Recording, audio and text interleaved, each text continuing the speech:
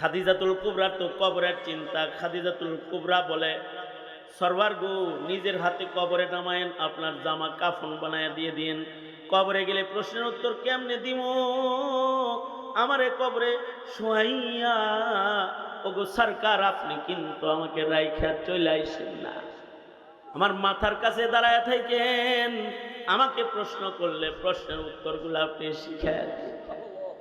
আল্লাহর রাসূল খাদিজাতুল কুবরার পেরেশানি দেখে আল্লাহর নবী সান্ত্বনা দিয়ে বলে, খাদিজা চিন্তা করবেন না, আপনি বর্জখে কবরে যাওয়ার সাথে সাথে আমার দুইজন বিবি আপনাকে ইস্তেকবাল করবে, জান্নাতি ইস্তেকবাল। খাদিজাতুল কুবরা বলে, ওগো আল্লাহর নবী, আমি আপনার পয়লা স্ত্রী, আমার আগে কারোর সাথে আপনার বিবাহ হয় নাই, তো আপনার জান্নাতে আবার দুই বিবি কেমনে হলো? আল্লাহর রাসূল বলেন, দুইজন মহিয়সী নারীকে আল্লাহ তাআলা পছন্দ করে আমার বিবির মর্যাদা দান করেছেন, একজন আসিয়া আর একজন মারিয়াম। আপনার এই দুই সতী আপনাকে জান্নাতি ইস্তেকবাল দান করবে। সময় যত গড়াইতেছে, জমানা খারাপ হইতেছে, জমিনের মানুষের স্বভাব খারাপ হইতেছে, জমিনে গুনাহগারের সংখ্যা বাড়তেছে, নেককার মানুষ কমতেছে। যত পিছনের দিকে যাব তত নেককার মানুষের সংখ্যা বেশি পাবো, জমানা ভালো পাবো, জমিনের মানুষ ভালো পাবো। জমিনের সবচেয়ে ভালো সময় যেটা কেটেছে, খায়রুল কুরুন যেটাকে বলা হয়, স্বর্ণযুগ, আদর্শ যুগ, সে যুগ হলো যখন জমিনে উপস্থিত ছিলেন এই সভার সভাপতি বিশ্বনবী মুহাম্মাদুর রাসূলুল্লাহ সাল্লাল্লাহু আলাইহি ওয়াসাল্লাম, সাইয়্যিদুল মুরসালিন, খাতামুন নবিয়্যিন, আমাদের নবীজি আলাইহিস সালাতু ওয়াস সালাম যখন জমিনে হাজির ছিলেন, তখন জমিনের অবস্থা সবচেয়ে ভালো ছিল, জমানার অবস্থাও ভালো ছিল, তখনকার সময়ের মানুষগুলো সবচেয়ে বেশি ভালো ছিল। যারা নবীজির যুগে ঈমান এনে কালেমা পড়ে মুসলমান হয়েছে, তারা শ্রেষ্ঠ মানুষ নবীদের পরে। সবচেয়ে দামি মানুষ হলো নবীগণ, নবীদের পরেই যারা শ্রেষ্ঠ তারা সিদ্দিক, আর সিদ্দিকদের সর্দার সিদ্দিক হল যারা ঈমানের সাথে মুহাম্মাদুর রাসূলুল্লাহ সাল্লাল্লাহু আলাইহি ওয়াসাল্লামের জিয়ারত করেছে এবং নবীজির জমানা পাইছে। এরা সবচেয়ে দামি সিদ্দিক, দামি মানুষ। আল্লাহর রাসূল বলেন, খায়রুল কুরুনি কারনি সুম্মাল্লাযীনা ইয়ালুনাহুম সুম্মাল্লাযীনা ইয়ালুনাহুম। আল্লাহর রাসূল বলেন, সবচেয়ে উত্তম যুগ হলো আমার যুগ, আর আমার যুগের পরে সবচেয়ে ভালো যুগ হলো আমার সাহাবায়ে কেরামের পরের যুগ, অর্থাৎ তাবেঈনদের যুগ। এরপরেই সবচেয়ে ভালো যুগ হলো তাবেঈনদের যুগ। তাবেঈন, সাহাবায়ে কেরাম, তাবেঈন, তাবেঈন, এই তিনটি স্তরে যে জমানাটা অতিক্রম করেছে, ওই জমানাটা হলো জমানায়ে সিদ্দিকিন, সিদ্দিকদের জমানা। ওই সময়ে দুষ্ট মানুষ কম ছিল,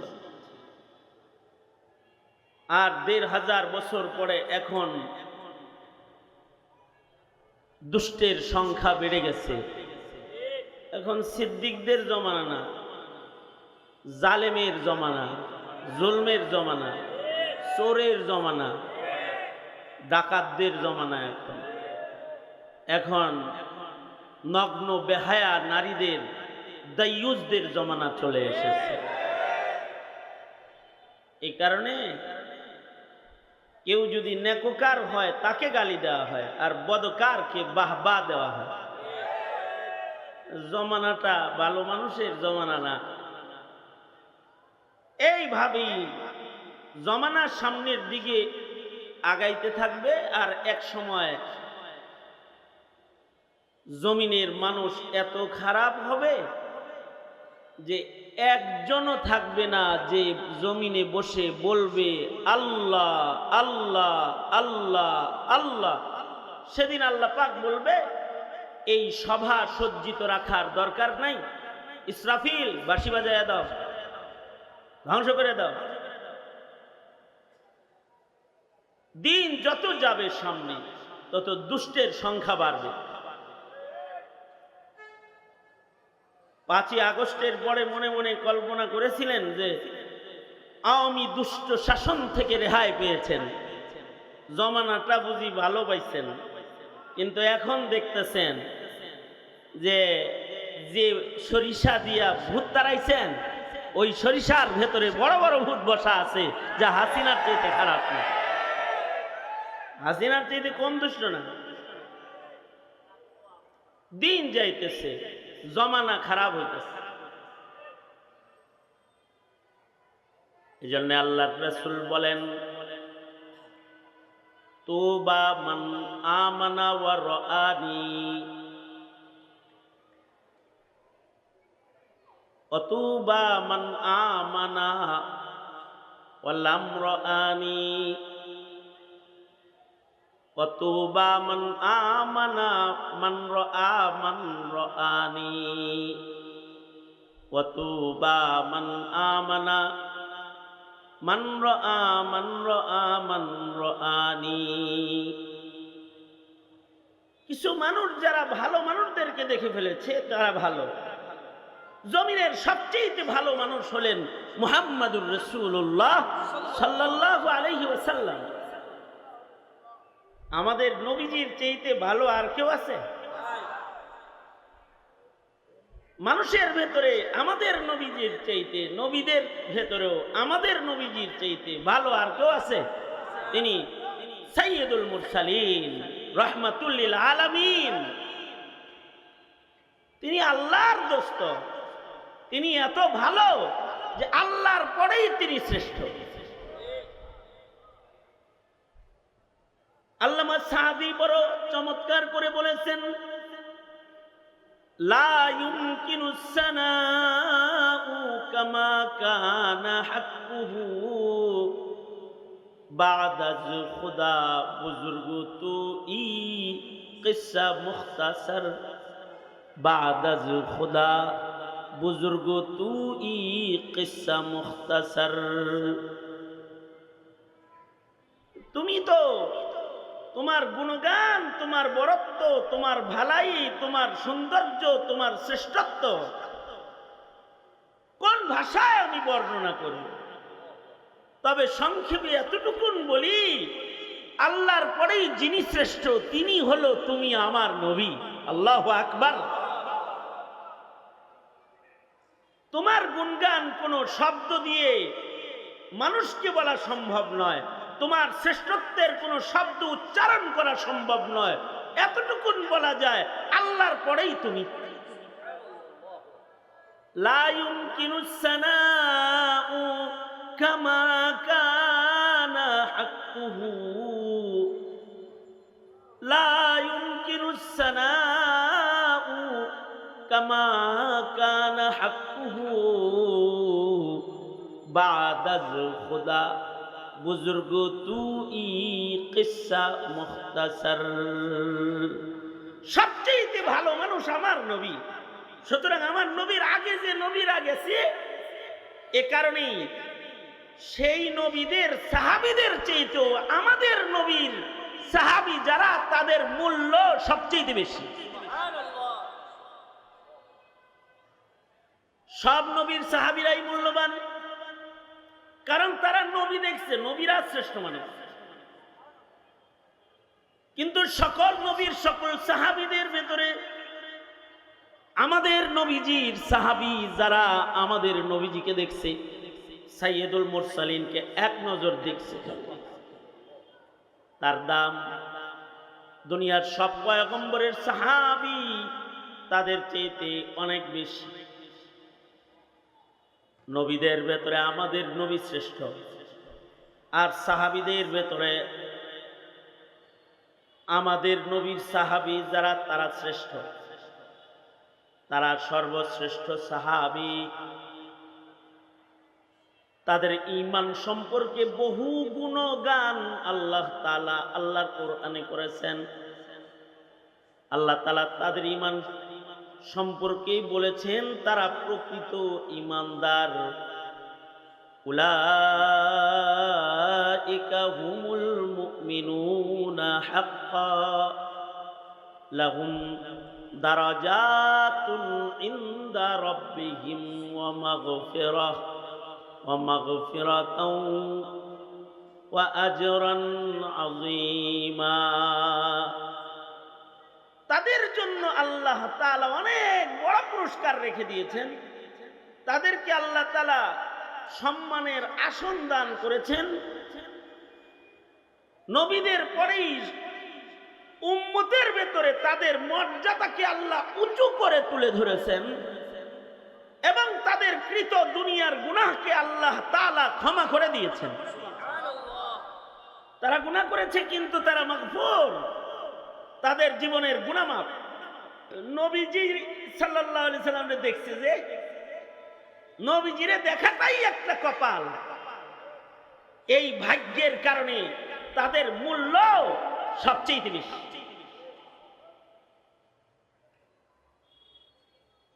নবী আলাইহিস সালাতু ওয়াস সালামের সাহাবীদের মূল্য বেশি বিদায়ী। কিয়ামত পর্যন্ত যত মানুষ দুনিয়াতে আসবে এরা কেউ ডিজিটাল যুগের ডিজিটালদেরকে দেখে দেখে ঈমান গঠন করবে না। আমিনু কামা আমানান নাস, তারা ঈমানের মাপকাঠি। আল্লাহ তাআলা বলেন তোমরা ঈমান আনলে সাহাবীদের মতন ঈমানদার হও, তাদের মতো ঈমানদার হও। তাদের মতো ঈমানদার যদি হতে পারো তাইলে তোমরাও মাগফিরাত পেয়ে যাইবা। তাদের মতো ঈমানদার যদি তোমরা হতে পারো তো তোমাদের মর্যাদাও বেড়ে যাবে। এ কারণে সাহাবায়ে কেরামের ঈমানকে কিয়ামত পর্যন্ত আল্লাহ তাআলা নমুনা বানাইছেন। নমুনা ঈমানের জন্য তারা নমুনা। কিয়ামত পর্যন্ত যত মানুষ আসবে তাদের মতো ঈমানদার সকলকে হইতে হবে। কারণ তারা রাসূল দেখার কারণে তাদের ঈমান সবচেয়ে শক্ত, তাদের চোখ সবচেয়ে ভালো। নবীদের পরে যাদের চোখ সবচেয়ে ভালো সাহাবীদের চোখ, নবীদের পরে যাদের কান সবচেয়ে ভালো সাহাবীদের কান, নবীদের পরে সবচেয়ে যাদের নাক ভালো সাহাবীদের নাক, নবীদের পরে যাদের হাত সবচেয়ে ভালো তাদের হাত সাহাবায়ে কেরামের হাত। তাদের নওয়াফিল, তাদের ইবাদত এত যে ওই হাদিসের মিসদাক তারা হাত্তা কুনতু সামআহু আল্লাযী ইয়াসমাউ বিহি। আল্লাহ তাদের চোখের কাছাকাছি, আল্লাহ পাক তাদের কানের কাছাকাছি, আল্লাহ পাক তাদের হাতের কাছাকাছি। যে হাতে তারা কাজ করে আল্লাহ তাদের হাত হয়ে যায়, যে চোখে তারা দেখে আল্লাহ তাদের চোখ হয়ে যায়, যে পায়ে তারা চলে আল্লাহ তাদের পায়ের কাছাকাছি। যে তাদেরকে উত্তম মর্যাদায় পৌঁছাইতে আল্লাহ পাক তাদের পাকে শ্রেষ্ঠ পা বানায় দেয়, তাদের মর্যাদা বেশি। এই কারণেই আদনা থেকে আদনা একজন সাহাবীকে একদিকে রাখলে আর সব তাবেঈ ধইরা আরেক দিকে রাখলেও সাহাবীর ওজন দেওয়া সম্ভব হবে না, হবে না। সাহাবীর ওজন হবে না। সাহাবী তো সাহাবী। हम फख्र से कहते हैं हमारे हैं सहाबा, हम फख्र से कहते हैं हमारे है सहाबा, वल्लाह हमें जान से प्यारे है सहाबा। उस चांद जो रोशन हुआ बतहा के उफ़क़ पर, उस चांद के ताबंद सितारे है सहाबा, उस चांद के ताबंद सितारे है सहाबा। हम फख्र से कहते हैं हमारे है सहाबा, वल्लाह हमें जान से प्यारे है सहाबा, वल्लाह हमें जान से प्यारे है सहाबा। उस चांद जो रोशन हुआ बतहा के उफ़क़ पर, उस चांद के ताबंद सितारे है सहाबा, उस चांद के ताबंद सितारे है सहाबा।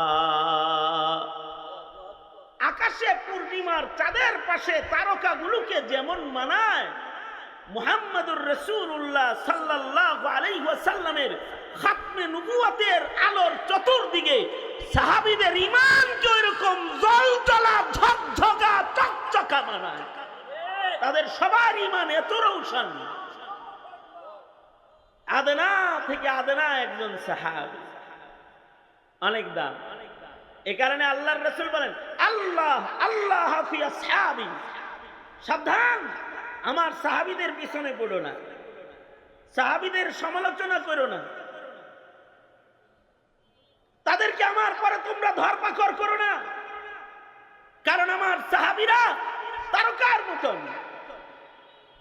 নবীজি বলেন, আমার সাহাবীরা খালি তারকার মতন না, আমার পরে কেউ নবী হইলে আমার সাহাবীর ভিতর থেকে নবী হইতো। নবীজি স্পষ্ট করে বলে গেছেন, যে যার সোহবতে যায় সে তার মতন হয়ে যায়।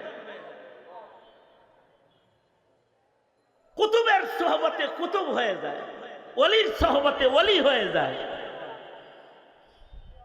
সাহাবীর সোহবতে সিদ্দিক হয়ে যায়, নবীর সোহবতে সিদ্দিক হয়ে যায়। চোরের কাছে থাকলে চোর হয়ে যায়, আর নাস্তিকদের বেষ্টনীর ভেতরে থাকলে মুমিনটাও নাস্তিক হয়ে যায়। যেমন হাসিনা, হাসিনা নাস্তিক বেষ্টিত থেকে নাস্তিক হয়ে গেছে। চোরের বেষ্টনীতে থাকলে চোর হয়ে যায়, ডাকাতের সান্নিধ্যে ডাকাত হয়ে যায়। পশ্চিমাদের কাছে জীবনযাপন করলে স্বভাব চরিত্র পশ্চিমার মতন হয়ে যায়, মুসলমানের নার্ভ বুঝার যোগ্যতা থাকে না। যেমন ডক্টর ইউনূস নার্ভ বুঝে না, পশ্চিমাদের সাথে চলতে চলতে এখনো পর্যন্ত নারী কমিশনকে আইনের আওতায় আনতে পারল না। যে যার সাথে চলে তার মতন হয়ে যায়। এ কারণে নবীর সান্নিধ্য যারা পেয়েছে তারা যুগে যুগের নবী হইছে। যেমন হযরত মরিয়মের বাবা হযরত ইমরান আলাইহিস সালাতু ওয়াস সালাম, হযরত ইমরানের কোনো ছেলে নাই। এমনি আল্লাহ পাকের নিজাম গুলো নবীর ঘরে নবী, নবীর ঘরে নবী, নবীর ছেলে নবী, এমনই পাওয়া যায়। বাবা আদমের ছেলে নবী, আবার শীস আলাইহিস সালামের ছেলে নবী, দাউদ আলাইহিস সালামের ছেলে নবী, ইব্রাহিম আলাইহিস সালামের ছেলে নবী, ইয়াকুব আলাইহিস সালামের ছেলে নবী, বাপ নবী ছেলে নবী, বাপ নবী ছেলে নবী। আল্লাহ পাকের নিজাম, কারণ নবীর ঔরসে নবী হয়, নবী দিয়েছেন। কখনো কখনো নবীর সোহবতেও নবী দিয়েছেন। যেমন হযরত ইমরান আলাইহিস সালাতু ওয়াস সালামের ছেলে ছিল না, কিন্তু জমানাটা হলো নবীদের জমানা। এক নবী যাওয়ার সাথে সাথে আর এক নবী আয়া পড়ত, এক নবী যাইতো আর এক নবীর আগমন ঘটত। তো তো ইমরান আলাইহিস সালাম তিনি ইন্তেকাল করলেন। পেটে তখন বাচ্চা, মায় মনে করছে পেটেরটা মনে হয় নবী আইতাছে, এজন্য কয় আল্লাহ আমার পেটের সন্তান কিন্তু তোমার লেগে মান্নত মানছে। ইন্নী নাযারতু লাকা মা ফি বাতনি, ও আল্লাহ আমার পেটে যেটা আছে এটা তোমার লেগে আমি মানছি। কিন্তু পেটের থেকে হইছে বলো মেয়ে। প্রসব হওয়ার পরে কয় আল্লাহ কি হইলো, অপেক্ষা করতেছিলাম যে নবীর ঘরে নবী আইবে, এদিকে তুমি বেডি মানুষ পাঠাই দিচ্ছ। আল্লাহ তাআলা বলে বেডি পাঠাইলে কি হইব, কিছু মহিলা আছে ছেলের চাইতে ভালো, তোমার একটা ভালো মেয়ে দিচ্ছি। ভালো কেমনে, ভালো কেমনে? ভালোর একটা জায়গা হলো একদিকে উনার পেটে হইছে নবী, আর একদিকে উনি শ্রেষ্ঠ নবীর বিবি হবেন, জান্নাতে শ্রেষ্ঠ নবীর সাথে থাকবেন। আল্লাহু আকবার, জোরে বলেন। একদিকে পেট থেকে ঈসা নবীর জন্ম হয়েছে বাপ ছাড়া, আল্লাহর কুদরত, আবার জান্নাতে থাকবেন আমাদের নবীর লগে। আমাদের নবী আলাইহিস সালামের দুইজন বিবি আছে যারা পূর্বের ইমানদার, কিন্তু তাদের ইমান ভালো হওয়ার কারণে তারাও আমাদের নবীর ঘরে থাকার উপযুক্ত। এরকম দুইজন মহিয়সী নারী আছে যাদেরকে আমাদের নবীজির বিবি হিসাবে জান্নাতে আল্লাহ তাআলা দান করবেন। একজন হলেন হযরত আসিয়া, ফেরাউনের অত্যাচারেও ইমানে অটল ছিলেন, ইমান ছাড়ে নাই। আল্লাহ তাআলা ইমান দেখে খুশি হয়ে হযরত আসিয়াকে নবীজির সাথে বিয়ে দিয়ে দিয়েছে। আর একজন হলেন হযরত মারিয়াম, নবীর ঔরসে জন্ম নেওয়া একটা আল্লাহর কুদরতের বহিঃপ্রকাশ, এক মহিয়সী নারী। পুরুষের স্পর্শ ব্যতিরেকে আল্লাহ তাআলা যার গর্ভে নবী দান করেছেন, এমন নবী দান করেছেন যেই নবীর নবুয়তের জন্য 40 বছর অপেক্ষা নাই। জন্মের সাথে সাথে কয় ইন্নী আবদুল্লাহ আতানিয়াল কিতাবা ওয়া জাআলানি নবিয়্যা। এই রকম এক নবীর মা তিনি। আর একদিকে হলো তার আল্লাহর কাছে মাহবুবিয়ত হলো, আল্লাহর পরেই যার দাম, তার জান্নাতে তার বিবি হিসাবে আল্লাহ তাকে আখিরাতে মর্যাদার আসন দিয়ে দিবেন। যাও আমার হাবিবের লগে থাকো। এ কারণেই সরওয়ারে দু আলম হযরত খাদিজাতুল কুবরা ইন্তেকালের সময় যখন পেরেশান ছিলেন, আমরা তো মরণে পেরেশান না, মরণকে আমরা ভয় পাই না, আমরা কবর কি হবে এ টেনশন করি না। কবরের টেনশন যদি কেউ করে তাহলে সে গুনাহ করতে পারবে না। কবরের টেনশন যদি কেউ করে সে নামাজ ছাড়তে পারবে না। কবরের টেনশন যদি কেউ করে তাহলে সে ব্যাপারটা চলতে পারবে না। কবরের টেনশন করলে পরে হারাম খেতে পারবে না। কবরের টেনশন, কবর যদি কেউ চিন্তা করে তাহলে ক্ষমতার জন্য মানুষ হত্যা করতে পারবে না। কবরের চিন্তা যদি কেউ করে আল্লাহর হুকুমের খেলাফ এক জাররা কাম করতে পারবে না, এক জাররা করতে পারবে না। কবরের চিন্তা যদি কেউ করে শরীয়তের খেলাফ এক মুহূর্ত সে চলতে পারবে না। খাদিজাতুল কুবরা তো কবরের চিন্তা। খাদিজাতুল কুবরা বলে সরওয়ার গো নিজের হাতে কবরে নামায়েন, আপনার জামা কাফন বানায় দিয়ে দিন। কবরে গেলে প্রশ্নের উত্তর কেমনে দিব, আমারে কবরে শোয়াইয়া ওগো সরকার আপনি কিন্তু আমাকে রাইখা চলে আইসেন না, আমার মাথার কাছে দাঁড়ায় থাকেন, আমাকে প্রশ্ন করলে প্রশ্নের উত্তরগুলো আপনি শিখায় দেন। আল্লাহর রাসূল খাদিজাতুল কুবরার পেরেশানি দেখে আল্লাহর নবী সান্ত্বনা দিয়ে বলে, খাদিজা চিন্তা করবেন না, আপনি বর্জখে কবরে যাওয়ার সাথে সাথে আমার দুইজন বিবি আপনাকে ইস্তেকবাল করবে, জান্নাতি ইস্তেকবাল। খাদিজাতুল কুবরা বলে, ওগো আল্লাহর নবী, আমি আপনার পয়লা স্ত্রী, আমার আগে কারোর সাথে আপনার বিবাহ হয় নাই, তো আপনার জান্নাতে আবার দুই বিবি কেমনে হলো? আল্লাহর রাসূল বলেন, দুইজন মহিয়সী নারীকে আল্লাহ তাআলা পছন্দ করে আমার বিবির মর্যাদা দান করেছেন, একজন আসিয়া আর একজন মারিয়াম। আপনার এই দুই সতীর আপনাকে জান্নাতি ইস্তেকবাল দান করবে। আপনি যাওয়ার সাথে সাথে জান্নাতি ইস্তেকবাল হবে।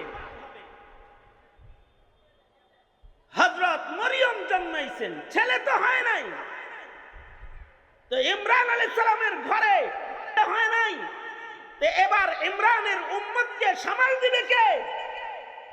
আল্লাহ তাআলা হযরত ইমরান আলাইহিস সালামের সাহাবীদের ভেতর থেকে হযরত জাকারিয়াকে আল্লাহ তাআলা নবুয়ত দান করলেন। হযরত জাকারিয়া হযরত ইমরান আলাইহিস সালামের সাহাবী, হযরত জাকারিয়াকে নবুয়ত দান করলেন। তাহলে নবীর সাহাবী নবী হয়। আল্লাহর রাসূল বলেন, আমার সাহাবীরাও নবী হওয়ার উপযুক্ত রে, কারণ তারা আমি নবীর সান্নিধ্য উঠাইছে। কিন্তু আমি শেষ নবী, আনা খাতামুন নাবিয়্যিন লা নাবিয়্যা বা'দি, আমি শেষ নবী, আমার পরে আর কোন নবী নাই। কিন্তু যদি আমার পরে আল্লাহ তাআলা কাউকে নবুয়ত দান করতেন, তাহলে আমার সাহাবী উমরকে আল্লাহর নবী বানাতেন। লাউ কানা বাদি নবিয়্যুন লাকানা উমর। মুহাদ্দিসরা বলে, নবীর উপস্থিতিতে যদি আল্লাহ কাউকে নবী বানাইতেন, তাহলে আবু বকরকে আল্লাহ তাআলা নবুয়ত দান করতেন। তার মানে নবীর সাহাবীরা উম্মতের শ্রেষ্ঠ, তারা নবী হওয়ার উপযুক্ত। কিয়ামত পর্যন্ত আর কোনো নবী নাই, এ কারণে সাহাবীরা নবুয়তি পায় নাই। এখন প্রশ্ন হলো, সাহাবী নবুয়ত পাইল না, তাহলে কি জমানার দাজ্জাল কাদিয়ানি আর বরকতুল্লাহ বুঝি নবী? তারা কি? জোরে আওয়াজ করে বলেন, তারা কি জোরে বলেন? কাফের। কারণ আমার নবীর সান্নিধ্যের সাহাবীদের চাইতে উত্তমতম ঈমান আর কারোর নাই। আর সাহাবীদের সান্নিধ্য যারা পেয়েছে তারা হলো তাবেঈ। তাবেঈরা সাহাবীদের পরেই সবচেয়ে দামি। কিছু তাবেঈর নাম: হাসানুল বসরি তাবেঈ, হযরত উমরের কোলে উঠেছেন জন্মের পরে, মুখের লালা হযরত উমর বাইর করে জিহ্বায় পয়লা খানা হিসাবে লাগায় দিয়েছেন। উমরের মুখের লালা, নাম রেখেছেন হযরত উমর হাসান। হযরত আলীর কাছে বায়াত হয়েছেন, হযরত আলী খেলাফত দিয়েছেন। সাহাবায়ে কেরামের পরে সর্বপ্রথম পীর হাসানুল বসরি, শায়েখে তরিকত, তরিকতের পয়লা পীর হাসানুল বসরি। তাবেঈদের ভেতরে শ্রেষ্ঠ আরেকজন তাবেঈ সাঈদ ইবনে মুসাইয়িব, যিনি আবু হুরায়রা রাদিয়াল্লাহু আনহুর মেয়ে বিয়ে করেছেন। আর আবু হুরায়রা হলো নবীজির কাছ থেকে সবচেয়ে বেশি হাদিস রিওয়ায়াতকারী সাহাবী। মুকাসসিরিনদের অন্যতম শ্রেষ্ঠ হযরত আবু বকর, আবু হুরায়রা, আর এই আবু হুরায়রার মেয়ে বিয়ে করেছেন সাঈদ ইবনে মুসাইয়িব। সাহাবী দেখার কারণে ঈমান কত ভালো। জায়গায় আমি চলে আসছি, আমার জায়গা মতো চলে আসছি। সাহাবী দেখার কারণে সাঈদ ইবনে মুসাইয়িবের ঈমান কত ভালো। সাঈদ ইবনে মুসাইয়িব, খেয়াল করে শুনুন কথাটা। সাঈদ ইবনে মুসাইয়িব 50 বছর নামাজ পড়েছেন। সেজদার জায়গা থেকে কখনো নিজের দৃষ্টি কোনো মানুষের পিঠে 50 বছরের ভিতরে পড়ে নাই। কত বছর ধরে বলেন? আওয়াজ করে বলেন, কত বছর? 50 বছরের ভিতরে চোখের দৃষ্টি সেজদার জায়গা থেকে কখনো মানুষের পিঠে পড়ে নাই। মহান আল্লাহ এর লেগে আল্লাহরে দেখার জন্য সিজদার জায়গায় তাকায় রইছে 50 বছর। 50 বছরের ভেতরে একটা পলক সাঈদ ইবনে মুসাইয়িব হটায় নাই। 40 বছরের ভেতরে নামাজের তাকবীরে উলা ছাড়ে নাই। শুধু তাকবীরে উলা নয়, 40 বছর পর্যন্ত সাঈদ ইবনে মুসাইয়িব বলে, 40 বছর মানুষের ভিড়ে আজান শুনি নাই। 40 বছর আমি আজান শুনেছি আল্লাহর ঘরের ভিতরে বৈশা। আল্লাহু আকবার বলেন। তার মানে 40 বছর লাগাতার সাঈদ ইবনে মুসাইয়িব মসজিদে আজানের পূর্বে প্রবেশ করেছেন। ওনাকে জিজ্ঞেস করা হয়েছে, আজানের আগে মসজিদে আসেন কেন? সাঈদ ইবনে মুসাইয়িব বলে, আজানের আগে এজন্য মসজিদে এসে বসে থাকি, ময়দানে মাহশরে মহান আল্লাহ যদি বলে হাইয়া আলাস সালাহ বলে নামাজে তোরে ডাইকা আনা লাগলো কেরে? এই মামলার আসামি হয়ে আল্লাহর আদালতে আমার দাঁড়ানোর সাহস নেই। 40 বছর এমনকি মদিনাতুল মুনাওয়ারাতে ইয়াজিদি বাহিনী ক্ষমতার জন্য যখন হামলা করলো, ক্ষমতা লিপ্সু যারা হয় তারা সাহাবীদের উপর অত্যাচার করেছে। এই কারণেই হাসিনা ক্ষমতা লিপ্সু আলেমের উপর অত্যাচার করতে পেরেছে। এ কারণে মাশায়েখের মাথায় আঘাত করতে পেরেছে, শাইখে চরমনাইকে আঘাত করতে পেরেছে, এদেশের শাইখুল হাদিস ধরে ধরে জেলখানায় তালাবদ্ধ করতে পেরেছে। ইয়াজিদি বাহিনী মদিনায় আক্রমণ করেছে, মসজিদের আজান বন্ধ করেছে। সেই সিদ্দিকীনের যুগে 3 দিন মসজিদে নববীতে আজান হয় নাই। কয়দিন? 3 দিন মসজিদে নববীতে আজান হয় নাই। সাঈদ ইবনে মুসাইয়িব বলে, কেউ মসজিদে তখন ছিল না, আমি ছিলাম। আমাকে ধরতে আসলে আমি পাগলের অভিনয় করতাম, ওরা চলে যেত।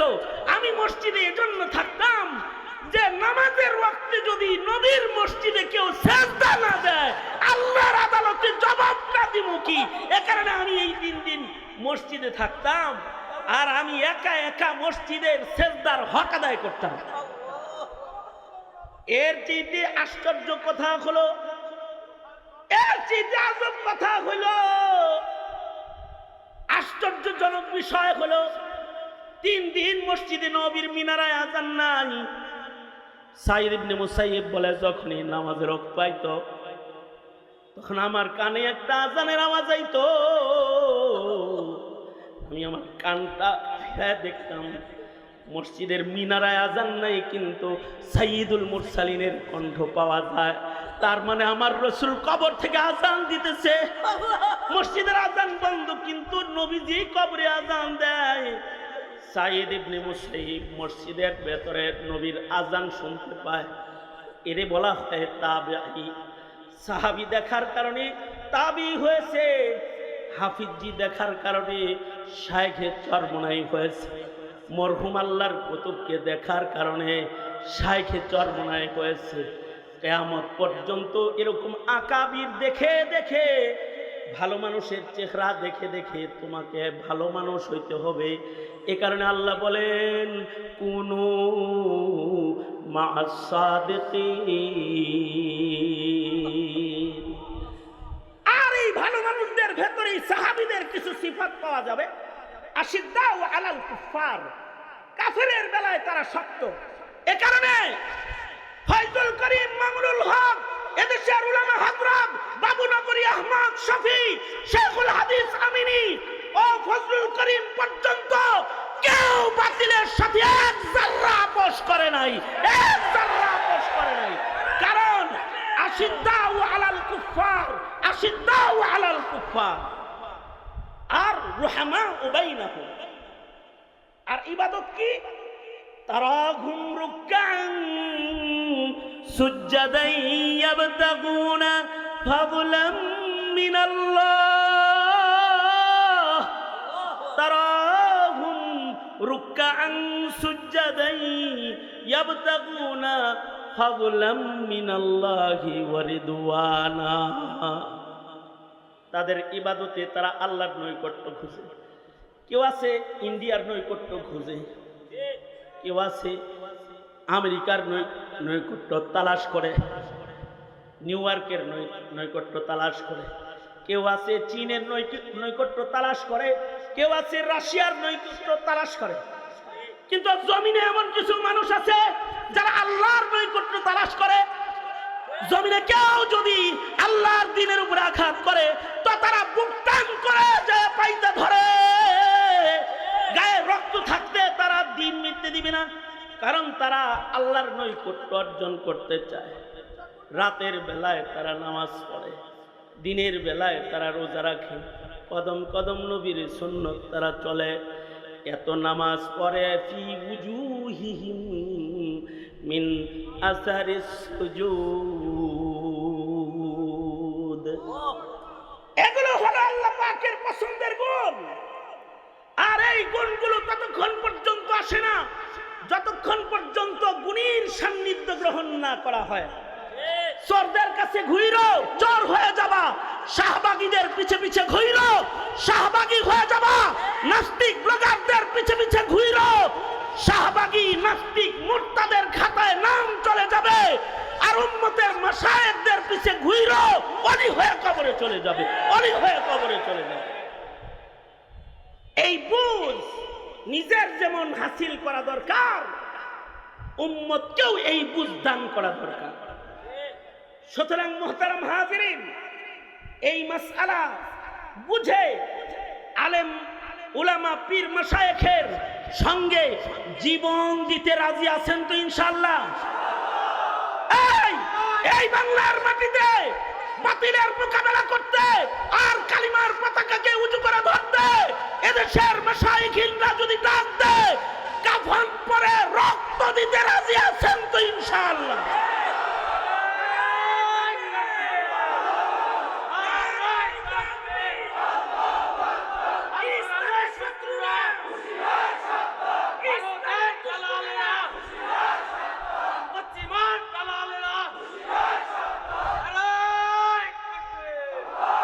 শুধু ছোট্ট করে বলবো, ডক্টর ইউনূস সাহেব, এই দেশের মানুষের রক্তের উপরে আপনি ক্ষমতায় বসেছেন। নাস্তিকদের আস্ফালন ঘটায় দেশের মুসলমানদের ঈমানে আঘাত করবেন না, অন্যথায় এই রক্ত দেওয়া সৈনিকের দল এক মুহূর্ত ক্ষমতায় আপনাকে থাকতে দেবে না, জীবন দিয়ে হলেও ইসলাম কায়েম করবে ইনশাআল্লাহ। বাস এই তামান্না। আসুন সকলে মিলে দেশ করি, স্বাধীনতা রক্ষা করি, ইসলাম রক্ষা করি, দ্বীন রক্ষা করি, ঐক্যের মিনারকে আরো দৃঢ় করি, মজবুত করি ইনশাআল্লাহ। আল্লাহ তৌফিক দান করুন, আমিন। ওয়া আখিরু দাওয়ানা আলহামদুলিল্লাহি রাব্বিল আলামিন। আসসালামু আলাইকুম ওয়া রাহমাতুল্লাহি ওয়া বারাকাতুহু।